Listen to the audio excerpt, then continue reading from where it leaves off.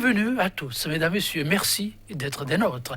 10 mois après le très exclusif scrutin du 28 avril 2019, les législatives, avec le lot d'échauffourées et de pertes en vies humaines, le Bénin continue, mesdames, messieurs, de focaliser l'attention et d'être au cœur de bien des préoccupations. Aura, dans ce sens, frôlé le sol béninois les premiers jours du mois de février en cours, une mission d'information et de contact de parlementaires de la francophonie.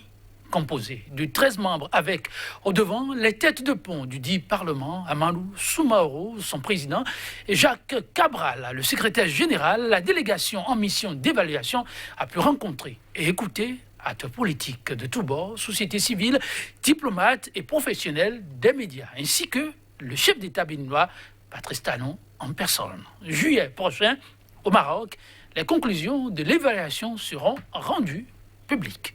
Mission d'évaluation de l'APF au Bénin, 10 mois après les législatives. Quel intérêt? Le débat, c'est tout de suite et maintenant. Déjà, sur ce plateau, en notre compagnie, Nathaniel Kitty, politiste, il est enseignant-chercheur en sciences politiques. Nathaniel Kitty, bonjour. Bonjour Joël, bonjour chers amis téléspectateurs. Merci pour la disponibilité renouvelée.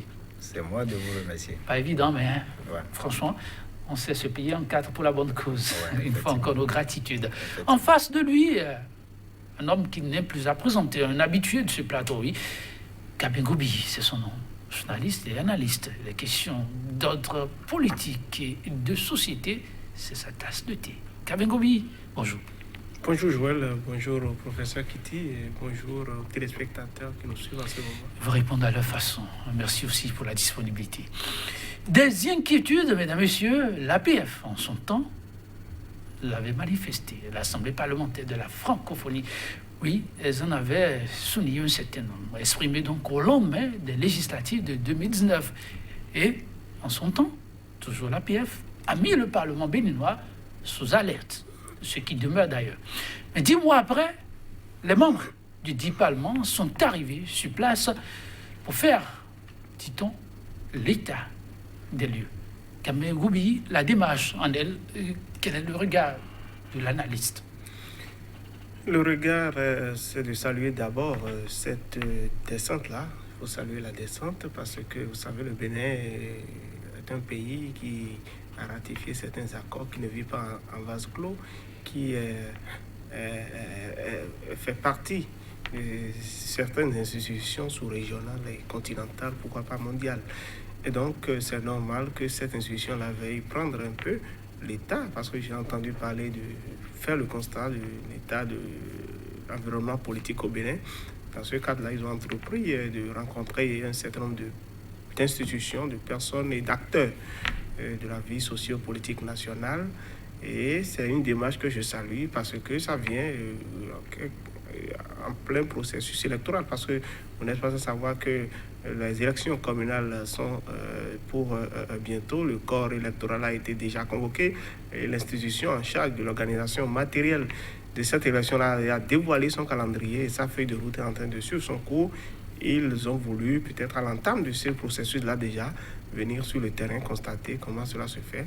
Et le Bénin, on fera le débat, le Bénin sera un peu évalué par rapport au caractère et à l'organisation de cette élection-là. Parce que vous l'avez dit dans votre introduction, depuis les dernières législatives, cette institution-là, je veux parler de l'association des parlementaires francophones, a mis le Bénin, le Parlement sous alerte, notre Parlement sous alerte. C'est-à-dire que le Parlement est quelque peu en observation. Donc il faudra voir un peu comment est-ce que les prochaines élections seront organisées.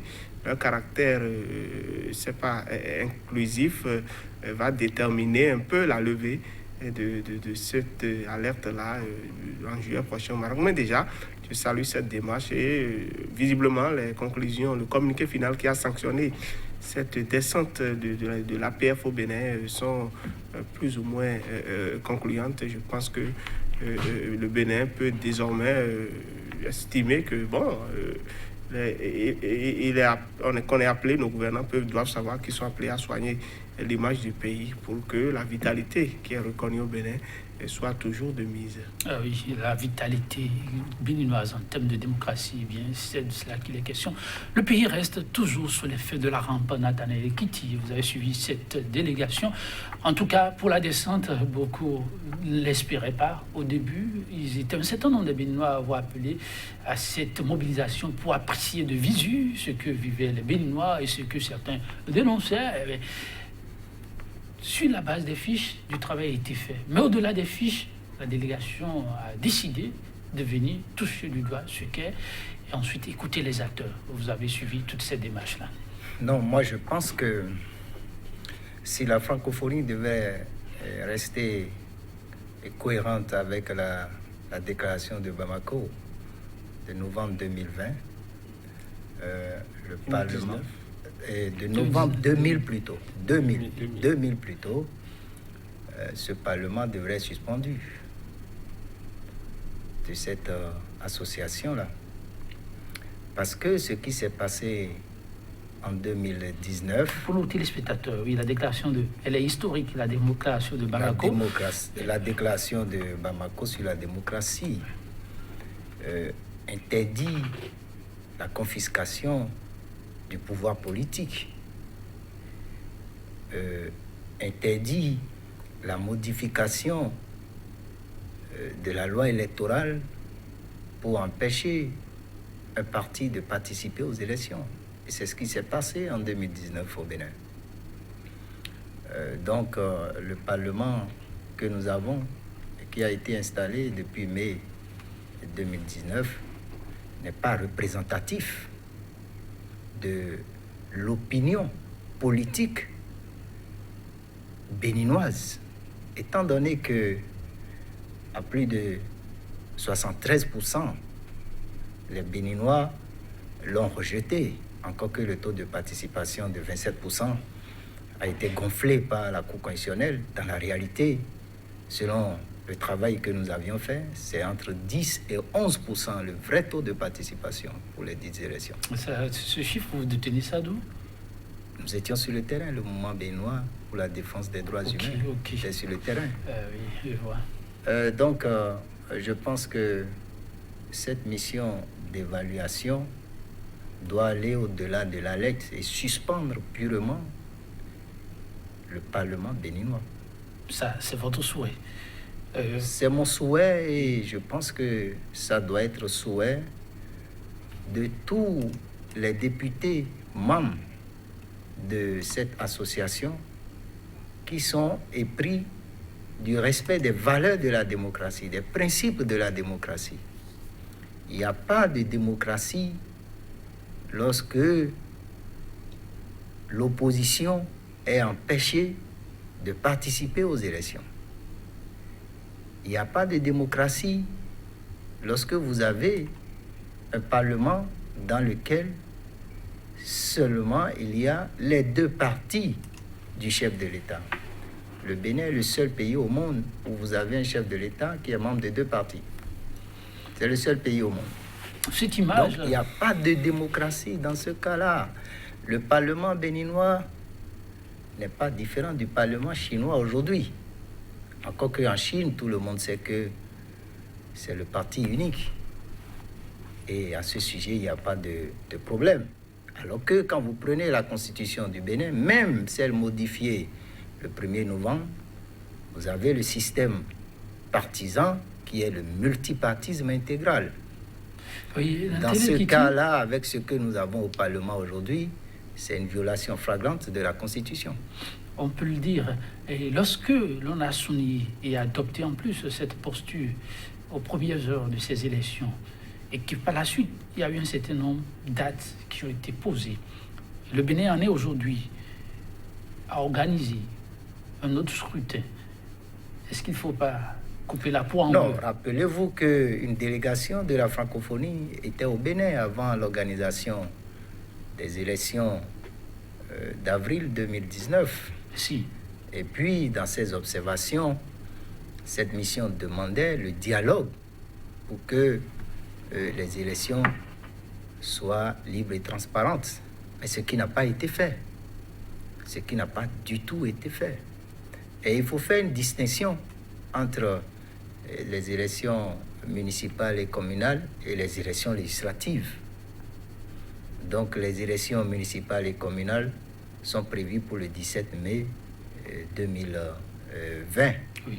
Il s'agit des élections législatives de 2019 et tout le monde sait, les images sont là. On peut encore les rediffuser, que l'opposition a été exclue. Pas le gouvernement, c'est le ministre de l'Intérieur qui a refusé de donner de récépissé.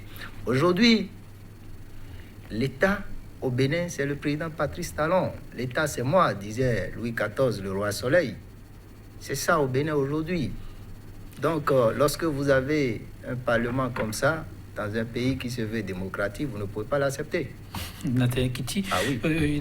l'opinion reste toujours libre par ici. Je vais vous demander, c'est la question que j'ai posée aux politiques tout à l'heure, aux politistes tout à l'heure, mais il est revenu sur sa position, il y tient ferme. Mais je vous la repose. Lorsqu'on sait qu'après ces élections, il y a eu un certain nombre d'initiatives, est-ce qu'aujourd'hui, les Béninois ne vont pas devoir couper la poire en deux pour aller de l'avant? Oui, on l'avait dit, je pense qu'il faut aller de l'avant, parce que chaque fois que... C'est vrai, chaque fois ce débat revient, moi je pense qu'il faut dépasser cette étape-là. Aujourd'hui, notre Parlement est en train de faire son petit bonhomme de chemin, les conditions dans lesquelles le Parlement s'est installé. Et quand on dit que les élections étaient exclusives, je pense qu'il faut nuancer. Il faut nuancer parce que c'est à la base de certains tests.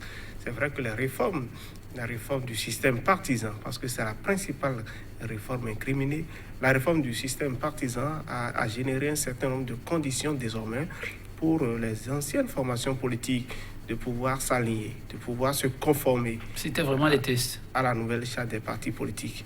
Mais il est apparu à l'épreuve de la mise en application de ce test-là que beaucoup de partis politiques se sont heurtés à des difficultés. Et je pense que fondamentalement, le problème est parti des tests. Le problème est parti de là. C'est vrai que, bon, donc disent qu'il y a eu des manigances, des manœuvres politiques pour écarter tel camp ou tel camp. Même si cela a été le cas, je pense que les tests auront été à la base de tout ce qui s'est passé.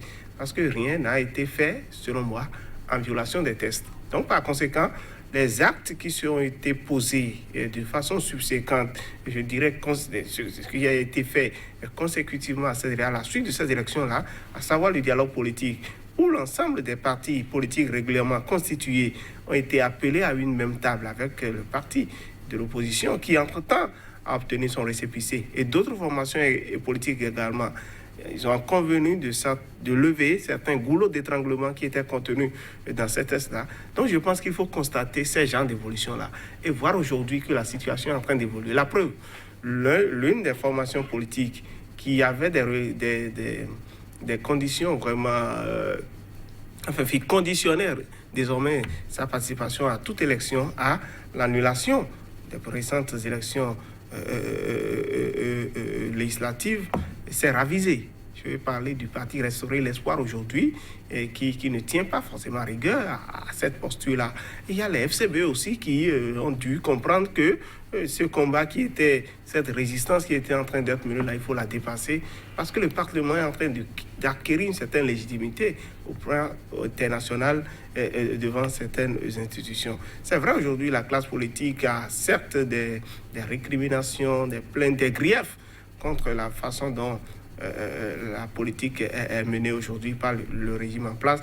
Je pense que pour la bonne chose et pour la bonne cause, il faudrait dépasser ce débat-là. Et donc, les prochaines élections municipales, je pense que c'est ça qui constitue réellement l'enjeu désormais. Et on l'a dit dans le rapport de l'APF, le communiqué final l'a dit, les promesses faites par le chef de l'État à ce comité, à cette délégation-là, je pense que ces promesses-là sont plus ou moins rassurantes. Et j'espère que... On y revient, les promesses, on y revient. J'ai vu le politique secouer la tête plus d'une fois. Je ne comprends pas. Votre vis-à-vis, vous avez secoué la tête la première fois quand il a dit c'est les tests qui ont posé d'abord problème. Pas du tout, cher ami. Pas du tout. Écoutez, vous parlez comme si vous n'étiez pas au Bénin. Si. Non, écoutez. Le code électoral, vous l'avez lu. La charte des partis politiques, vous l'avez lu. Bien sûr. Voilà. Si vous l'aviez lu, vous auriez constaté que c'est la Cour constitutionnelle qui a rendu une décision. Et c'est cette décision que le ministre de l'Intérieur a appliquée pour écarter l'opposition. Et quand on parle de démocratie, il y a le respect des droits de l'opposition. Allez lire la déclaration de Bamako de 2000. Vous allez constater les points 4 et 5. C'est clair. Il faut respecter les droits de l'opposition. Il n'y a pas de démocratie sans la participation de l'opposition aux élections. À l'Assemblée nationale actuellement, où est l'opposition? Il n'y a pas d'opposition.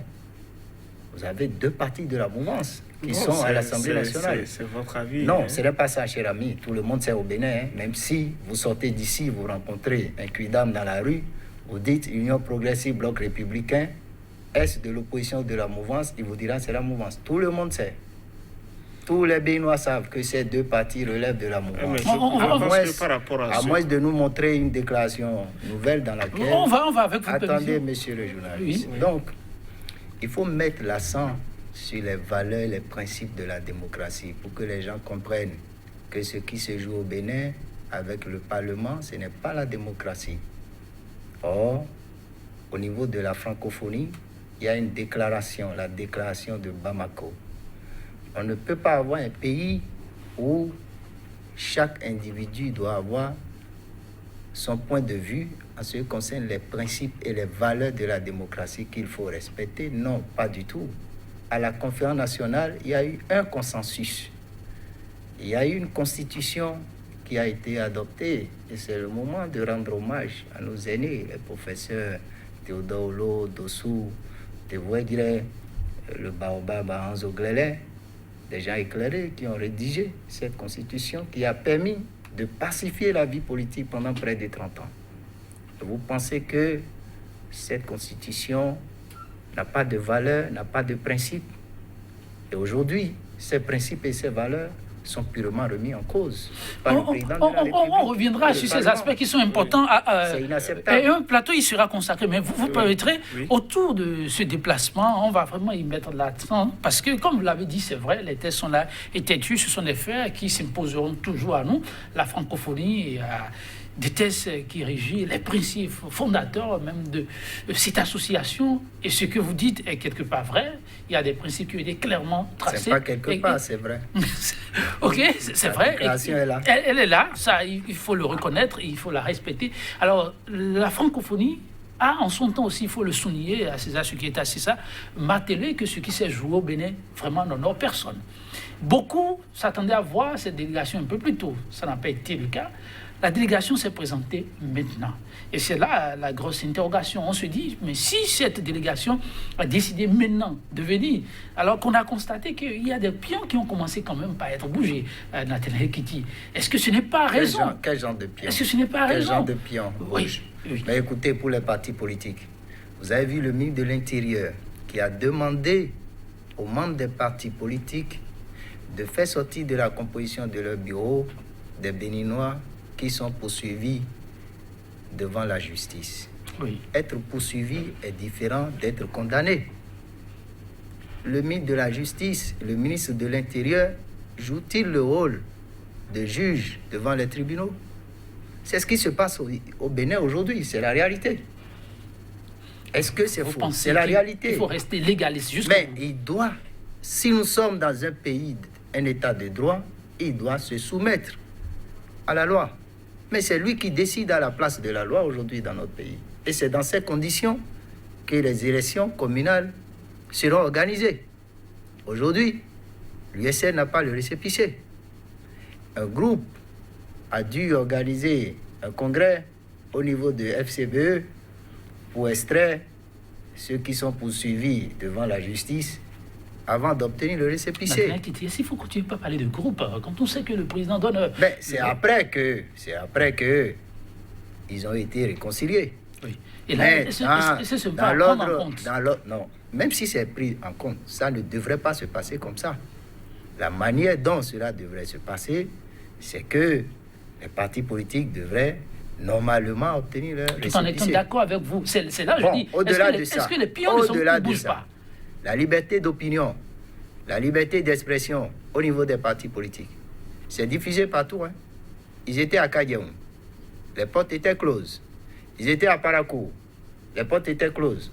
Dans ce cas-là, et vous dites que les choses avancent au Bénin. Et restaurer l'espoir qui désormais a son récipient, qui désormais accepte Non, est-ce que sans la dissolution de l'Assemblée, non, écoutez, oui. Il faut faire la distinction entre les élections législatives et les élections donc le repère, vous prenez les législatives. Ouais, il faut faire une distinction entre ces deux élections-là. Alors, le repère aujourd'hui, oui. En ce qui concerne la mission de la francophonie ou bien de l'association des parlements ou bien des parlementaires de la francophonie, oui.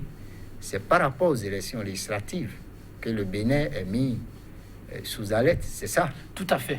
Par rapport aux élections législatives. Et la question de tout à l'heure, c'est qu'il y en avait, ces formations de l'opposition, dont le Restaurer l'espoir, qui disait on prend aucune part à une quelconque activité politique tant que ce Parlement n'est dissous. Et oui, obtenir le récépissé ne veut pas dire aussi que ce parti a déjà accepté de participer aux élections communales. Alors, suivons ensemble la démarche de la délégation. Attendre. La délégation s'est d'abord rendue au niveau du Parlement, à son arrivée. Ouais. Première étape de leur visite. Je vous donne la substance de la déclaration du président et puis on va évoluer. Le président qui dit en substance ceci. Nous sommes venus rendre visite à des frères francophones pour comprendre ce qui se passe chez eux et pour les accompagner. Le Bénin, dit-il, est le temple de la démocratie dans la sous-région. Le Bénin est un modèle consacré. Personne ne peut lui expliquer ce qu'est la démocratie plurielle. Nous avons alors décidé de démarrer nos rencontres par l'Assemblée nationale parce qu'elle est au cœur de notre mission. Fin de citation, je m'en arrête là. Amadou Soumaoro, vous l'avez aussi suivi. Tout à fait, je l'ai suivi. Je pense qu'il a fait un bon diagnostic. Et le chef de l'État, si vous suivez son discours, d'ouverture... Le tête-à-tête? Non, le discours...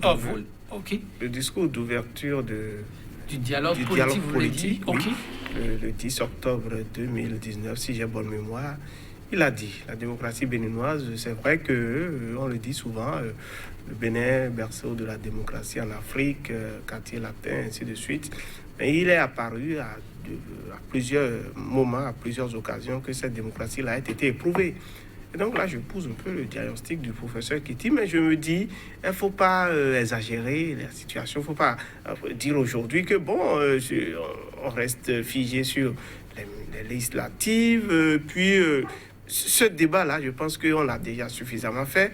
Et plus les jours passent, plus ça devient désuet, caduc à mon avis. Je ne pense pas par quelle alchimie aujourd'hui, ceux qui se sont organisés sous forme de front, ou je sais pas, d'opposition, ou même de front de la résistance, parviendront aujourd'hui à renverser la tendance. Déjà que l'UEMOA et la CEDEAO ont déjà presque validé, ont déjà totalement validé ce processus électoral-là. Et je continue de dire qu'il n'y avait pas eu de manœuvre d'exclusion formelle de l'opposition, si ce n'est que les tests. C'est vrai que le ministère là, a joué sa partition, mais c'était peut-être le mécanisme pour faire appliquer les nouvelles exigences de la charte des partis politiques et du code électoral. Donc ce n'est pas, à mon avis, une condition à prendre pour évaluer un peu l'état de la démocratie au Bénin. Si on ne se tenait qu'à ça, moi je mets ça sous le coup d'une épreuve subie par notre démocratie.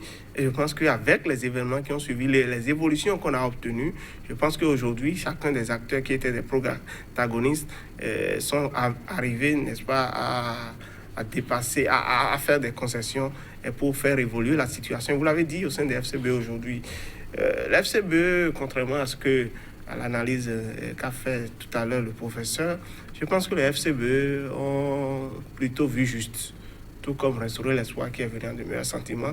Si les tests, ceux qui sont au pouvoir, qu'on le veuille ou non, c'est eux qui édicteront un certain nombre de tests pour faire appliquer les lois qui sont édictées dans le pays. Et donc moi je pense que en recommandant aux différentes formations politiques, encore que cette condition est apparue à la suite d'une rencontre que ces formations politiques-là ont eu avec le chef de l'État et l'ensemble.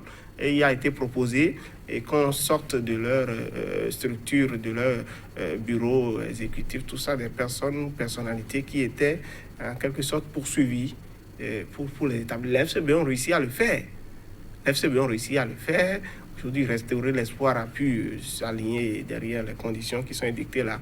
Et aujourd'hui, ces partis ont désormais tout ce qu'il faut pour pouvoir participer aux prochaines élections. Donc, je trouve qu'il faut constater ces évolutions-là et essayer de trouver peut-être d'autres mécanismes pour revendiquer plutôt que de rester figé sur une situation qui, ma foi, devient déjà dépassée. Ce n'est plus d'actualité, au fait.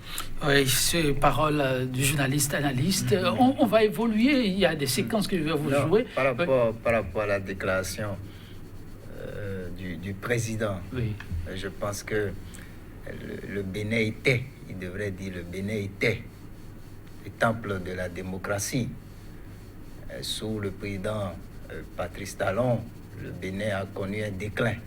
Vous avez vu, je ne sais pas quel est l'organisme qui a publié les données tout récemment sur l'état de la démocratie, démocratie en Afrique et dans le monde. Oui. Voilà, le Bénin a perdu beaucoup de place. Donc lorsqu'on a ces données-là, le Bénin n'est plus un temple de la démocratie sous le président Patrice Talon. Bon, ça dépend des critères qu'ils ont pris pour évaluer. Quel que soit le critère, la réalité est là aujourd'hui. Que nous avons un parlement de sang. Parce que les citoyens ont été tués à Kadjehoun, à Tchaourou, à Savé, à Parakou, et continuent d'être tués à cause de ce parlement. Voilà. Donc dans ces cas-là, vous ne pouvez pas me dire que le Bénin reste encore un temple de la démocratie. Le Bénin a été un temple de la démocratie avec la constitution du 11 décembre 1990. Par sa modification et le désordre qui est introduit, ce n'est plus un temple de la démocratie. En tout cas, on va évoluer. Les conseillers, les acteurs politiques, eux, on reviendra, ne vous en faites pas, sur les engagements du chef de l'État, pourquoi pas. Mais les acteurs politiques concernés par cette descente n'ont pas manqué de donner de la voix.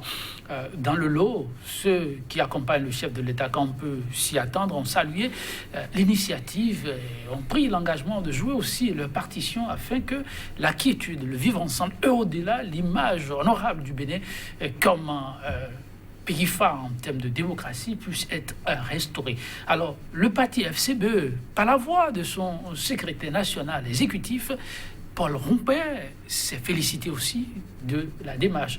Et ensuite, a souhaité, lui, qu'il puisse y avoir d'autres auditions et que d'autres puissent passer voir le Bénin. Toutes institutions, pourquoi pas. Je vais au-delà, vous allez peut-être apprécier les deux réactions. Paul Rompert qui salue et qui pense que d'autres délégation doit pouvoir aussi passer au Bénin pour voir ce qui s'y passe. Mais plus loin, il y a une autre voix, en la personne de l'ancien vice-président de l'Assemblée, Eric Rondeté, qu'on connaît comme acteur de l'opposition. Lui, carrément, c'est la déclaration qui aura fait la différence, dit « Nous apprécions que d'autres oreilles viennent nous écouter. Mais alors, il faudra, dit-il, qu'on restitue au peuple son Parlement. » À son niveau, vraiment, les discours n'ont pas changé. Oui, on ne peut pas le tenir rigueur pour ça. Il est libre de mettre son opinion, il est libre d'afficher et sa posture. C'est vrai que je l'ai dit tantôt, ceux qui refusent de constater l'évolution des choses, ceux qui refusent d'évoluer aujourd'hui avec la dynamique qui est en cours, bon, on ne peut rien. Maintenant, moi, je me dis, cette posture-là, je ne sais pas si elle va donner quelque chose, mais ce qui anime la vie politique aujourd'hui, ceux qui sont prêts à évoluer, je pense que c'est la stratégie. Quand on est dans cette posture de résistance, parce que je mets Eric Rondeté, l'acteur politique Eric Rondeté, comme étant un résistant. Et ceux qui sont dans cette posture-là aujourd'hui, je ne sais pas si les conditions qu'ils sont en train de poser sont véritablement objectives. Mais moi, je dis, ce débat de conditionner, de remettre en cause le Parlement, après avoir organisé les législatives, tout ça, ce débat-là, je continue de le dire, il n'est plus d'actualité. Maintenant, par rapport à la réaction de Paul Mounkwe, bon, c'est une réaction tout à fait normale. Un acteur politique qui voudrait que les choses changent. Il ne peut qu'y avoir ces institutions-là pour venir jouer la médiation. Même si certains pensent que les visites qui vont opérer sur le territoire national n'apportera rien de nouveau à la résolution de la crise, je pense qu'ils ont été pour beaucoup. Ne vous vous souvenez que c'est à la suite d'une rencontre de cette organisation-là au Nigeria, je crois courant mai ou juin 2019, que l'organisation a fait des recommandations au chef de l'État, à la délégation béninoise, de pouvoir rencontrer l'ensemble de la classe politique, d'organiser une rencontre pour pouvoir trouver des voies et moyens pour voir un peu les tests, les dispositions qui étaient assez rigides au niveau des tests, pour voir ce qu'il fallait faire pour que la plupart des formations politiques qui avaient des difficultés puissent se faire régulariser. Et cela a été constaté dans les actes posés par le chef de l'État aujourd'hui. Et donc je pense que Paul Mounkwe l'a dit, quand les acteurs à l'interne se chamaillent, se battent, il n'y a que ces institutions, ces acteurs qui ne peuvent venir que pour jouer la médiation. Et je trouve que c'est tout à fait normal que l'association des parlementaires francophones vienne s'imprégner de la situation dans la perspective des prochaines élections. Et je pense que leur médiation, leur supervision, leur mission, ça va donner des choses. Parce que le gouvernement est aujourd'hui en observation. Il est en train de surveiller les institutions qui sont impliquées dans l'organisation des élections, ont intérêt à faire en sorte que les recommandations qui leur ont été faites soient respectées à la lettre, pour éviter au Bénin de subir encore d'autres sanctions à l'extérieur. Oui, Nathalie Kitty, le regard Moi, des je politiques pense eux-mêmes, qu'il de faut voir- mettre la pression, il faut mettre davantage de pression jusqu'à ce que ce Parlement soit remplacé. Il faut mettre la pression. Parce que, voyez-vous, À l'étape déjà... où on en est? Ah, bien sûr, déjà en 64, en 64, il y avait eu un Parlement PDD. Et puis, Manga était mis en résidence surveillée. Et un Parlement monocolore. Oui, Et en 65, ce n'est pas le même contexte, écoutez, professeur. monsieur, suivez-moi. En 65, on a mis fin à ça. On a mis fin à ça en 65. C'est vrai que c'était les militaires qui étaient venus au pouvoir et aujourd'hui, ce n'est plus accepté. Mais c'est aussi vrai que il faut mettre fin à ça. Ce Parlement, c'est la honte du Bénin et c'est la honte de l'Afrique. Mettre fin à ça Il par la faut mettre force. fin à ça, non pas par la force. Il faut organiser de nouvelles élections. Et comment? Bien sûr, il y a des modalités. Il y a les modalités qui sont prévues par la Constitution. En appliquant ces modalités, on peut organiser de nouvelles élections et remplacer ceux qui sont là. C'est la honte de l'Afrique. Tant qu'ils seront là, moi je pense que Et vous pensez que la les paix acteurs... n'est pas assurée dans notre pays tant qu'ils seront là. La paix n'est pas assurée dans notre pays. Non, Parce que... C'est votre opinion. Ah mais professeur. écoutez, je suis dans le peuple. Je vis dans le peuple. Oui, nous sommes Et tous j'écoute du le peuple. aussi, professeur. Et ils ne sont pas acceptés, ceux qui sont au Parlement actuellement. Et Et ils ne sont Nathalie pas Kitty, du tout acceptés. le chef de Et je l'État, pense que... le chef de l'État, en rencontrant cette délégation, a pris des engagements. Et vous l'avez suivi, à l'issue de cet tête-à-tête qui aura duré 2 heures de temps, le chef de l'État a mentionné clairement tous les couacs aux coquilles ou goulot d'étranglement apparents dans les tests qui ont conduit à ce à quoi on a assisté graduellement seront levés et plus jamais l'on ne Mais s'ils vivra sont la levés, il faut situation. reprendre les élections. S'ils sont levés, il faut reprendre les élections. Le problème ne se trouve pas là aujourd'hui. Le problème, c'est la disparition de ce Parlement rapidement de la vie politique béninoise. C'est le problème Vous qui voulez se provoquer pose. une nouvelle Est-ce qu'on- révision de la est-ce qu'on- Constitution? Est-ce qu'on Je vous dis qu'il y a les modalités. Il faut appeler les constitutionnalistes. Ils vont vous dire les modalités par lesquelles on peut mettre fin à l'existence de ce Parlement-là. Vous voulez Ils dire le que- savent. Et ils vont le dire. Oui. Et ce serait fait si tant est que le chef de l'État veut Mais- réconcilier les Béninois avec eux. Non, je continue de dire que cette revendication, cette exigence-là Non, cher n'est ami, pas écoutez, rationnelle, n'est plus ce n'est d'actualité. pas que cette exigence n'est pas rationnelle. Le problème qui se pose, c'est le respect des principes et des valeurs de la démocratie. Mais il n'y a ça dépend pas une de ce que vous y démocratie. mettez. Si c'est Attendez, conditionné il ne peut pas cela avoir aux une conditions démocratie. dans lesquelles les élections ont été organisées, je ne trouve pas que ce soit le seul critère pour évaluer Tant la que vous allez vitalité voir- ou la bonne santé de la démocratie Non, béninoise. tant que vous allez voir les choses de cette manière, vous n'allez pas comprendre. Il faut d'abord voir les principes et les valeurs de la démocratie. Prenez la déclaration de Bamako. Vous avez les principes et les valeurs de Avec la votre démocratie. mission, on va évoluer. Ce sont ces principes qui sont violés. S'il vous plaît, chers invités, on va évoluer avec la déclaration du président de la délégation, parce que ça compte pour beaucoup, j'imagine. Amadou Soumaoro a souligné qu'il n'y a pas de tabou dans le cas du Bénin, ce qui a été envoyé de l'extérieur comme image. Et il faut pouvoir en discuter et aller de l'avant. Aller de l'avant, pour eux, désormais, il y a un enjeu. Je le cite. Nous avons vu un président qui a une vision pour le Bénin et pour les générations futures. Nous sommes venus faire valoir les principes de l'Afrique. Principes qui sont l'approfondissement de la démocratie et le soutien aux assemblées francophones. En 2021, l'OIF tient à une présidentielle avec plusieurs candidats. Un impératif et qu'on espère sera respecté par tous, par les gouvernants en premier lieu. Satisfaisant, non, comme message? Non, moi je ne suis pas satisfait. Ah bon? Non, moi j'ai comme l'impression que ceux qui sont à l'extérieur vivent différemment ce qui se passe au Bénin. Et quand ils rencontrent le chef de l'État, il les emballe de telle manière qu'ils croient à ses propos.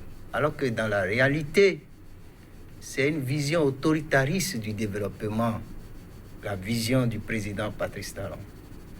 Moi, je le dis en toute sincérité, en tant qu'enseignant-chercheur, en tant qu'analyste, c'est une vision autoritariste. Il n'y a pas de démocratie lorsque les textes sont votés pour empêcher la liberté d'opinion et d'expression. Aujourd'hui, ce qui se passe au Bénin ne s'est jamais passé depuis 1990. Les libertés publiques sont confisquées. Moi, j'ai des gens qui me disent, écoutez, quand vous dites ça, on vous écoute sur les ondes, vous parlez quand même.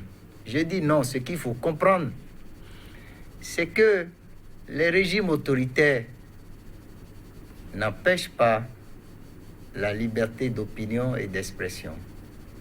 Les régimes autoritaires les encadrent par la force. La belle preuve, Sika est coupé, Soleil est coupé. Donc, on empêche l'opinion publique d'avoir des sons de cloche différents. Ça, c'est le propre des régimes autoritaires. Avec ces indices-là, on ne peut pas dire que en 2020, en 2021, on peut espérer mieux sans faire de pression sur le chef de l'État. Vous allez permettre, on va écouter votre vis-à-vis ceux qui sur peuvent la faire ces réaction pressions, du ceux président. qui peuvent réussir dans ces pressions, ce sont ces institutions internationales, ce sont ces grandes puissances. Vous voyez, la dernière fois, j'ai suivi le président Candidat Zanaï, qui interpellait ces institutions en ce qui concerne le respect des principes et des valeurs. Il a raison. On a l'impression que ces institutions et ces puissances qui diffusent ces principes et ces valeurs se fourvoient aujourd'hui. Se fourvoient aujourd'hui étant donné que ces institutions n'arrivent plus à respecter et à faire respecter les principes et les valeurs qu'elles ont diffusées et auxquelles beaucoup ont cru. En somme, il y a du travail à faire, oui. Sur les propos du président ayant conduit la délégation, président par excellence aussi du Parlement de la francophonie, vous en dites quoi? Oui, je constate malheureusement que le co-débatteur, le professeur, que je respecte beaucoup d'ailleurs, est en train de se dévier de l'objectif du débat pour parler, débat sur les libertés, la vitalité de la démocratie, tout ça. Bon, revenant au propos du président Amadou Soumaoro, qui était d'ailleurs le chef de cette mission d'évaluation des péchés au Bénin, là, je trouve qu'il a dit ce qui est. Il a dit ce qui est, parce que quand vous observez le Bénin, que vous soyez au pays comme à l'extérieur aujourd'hui, le Bénin est un pays qui est en train de se donner un peu plus de visibilité. On a un chef d'État vraiment engagé, vraiment entreprenant, vraiment courageux, il faut le reconnaître. C'est vrai, tout à l'heure, il y a eu, comme le professeur l'a vu, je l'ai lu aussi sur les réseaux sociaux dans l'actualité il y a quelques jours, que le Bénin a perdu quelques points au rang de son image démocratique. C'est pas beaucoup. Donc, par rapport à son image démocratique, tout ça, mais dans le même temps, il y a eu d'autres rapports où le Bénin a gagné des points en matière de lutte contre la corruption.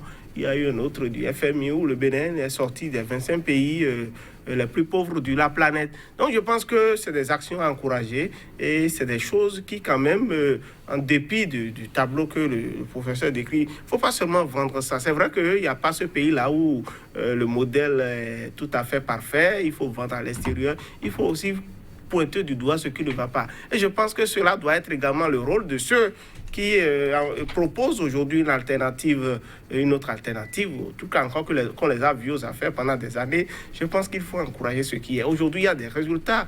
Les Béninois, quand bien même, ils parlent de la démocratie, qu'il y a des libertés publiques qui sont, encore que ça, on peut faire le débat dessus, mais ils ne nient pas qu'il y a quand même les routes qui sont en train d'être construites, que l'administration béninoise est mieux assainie, que le Béninois a plus d'égards par rapport à l'argent public, parce que vous pouvez mettre de l'argent sur la table d'une administration. Demain, vous pouvez revenir voir vos sous là, ou bien l'argent à qui vous l'avez confié pour vous le remettre. Avant, on n'avait aucun scrupule à mettre le grappin dessus. Donc, je pense que toutes ces choses-là, tout cela doit être pris en compte pour constater que quelque chose de bien, quand même, se fait au pays. Mais il ne faut pas forcément revenir sur une situation qui, selon moi, est en train d'évoluer. Puis, il ne faut pas rester braqué sur ça pour évaluer un peu l'ensemble de ce qui va et dont les aspects sont quand même plutôt visibles.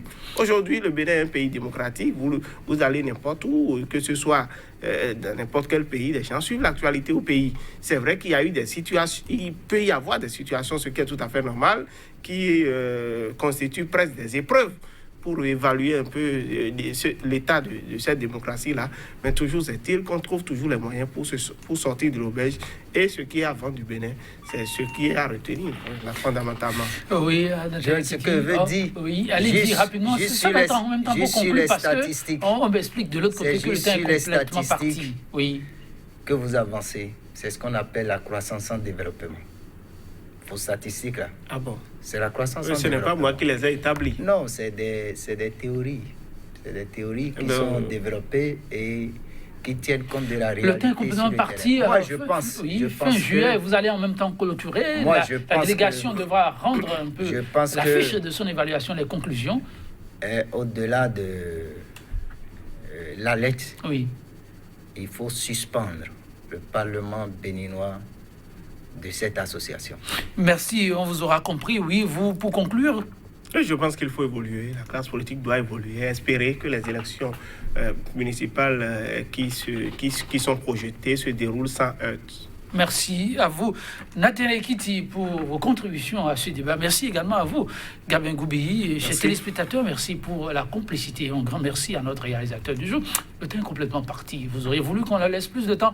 Ne vous en faites pas. On saura organiser un plateau complémentaire à ceci. Pour aujourd'hui, je vous accompagne sur cette citation du célèbre avocat politicien américain Frank Clark. Si vous trouvez, dit-il, un chemin sans obstacle, alors vous pouvez être certain qui ne vous mènera nulle part. Les épreuves, dit-il, c'est toujours pour des aboutissements heureux. Mais attention, si on sait s'y prendre. Bonne méditation chez vous. À très bientôt.